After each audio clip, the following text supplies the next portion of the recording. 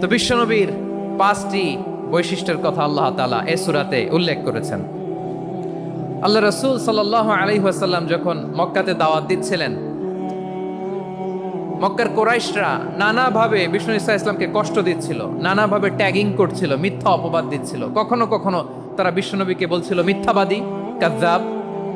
কখনো বলছিল যে তুমি হচ্ছে জাদুকর, সাহের। কখনো বলেছে শায়ের, মুহাম্মদ তুমি কবি। কখনো বলেছে কাহেন, মুহাম্মদ তুমি গণক। এবং কখনো বলেছে মুহাম্মদ তুমি হচ্ছে মাজনুন, মানে পাগল। আওয়াজ করে সবাই পড়ুন নাউযু বিল্লাহি মিন যালিক। তাহলে বিশ্বনবীকে মৌলিকভাবে এই 5টি অপবাদ দিয়েছে। আমার কলিজা টুকরা সিলেটের ভাইরা, বিশ্বনবীর ব্যাপারে মিথ্যা অপবাদ মৌলিকভাবে দিয়েছে কয়টি?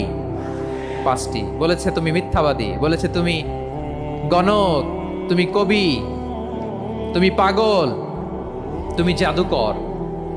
বিশ্বনবীকে যে এই 5টি অপবাদ দেয়া হলো, আল্লাহ তাআলা এটা সহ্য করেননি। এই 5টি অপবাদের বিপরীতে আল্লাহ তাআলা বিশ্বনবীর 5টি চমৎকার বৈশিষ্ট্য উল্লেখ করে সূরাতুল আহজাবের 2টি আয়াত নাজিল করেছেন। আওয়াজ করে পড়েন আল্লাহু আকবার।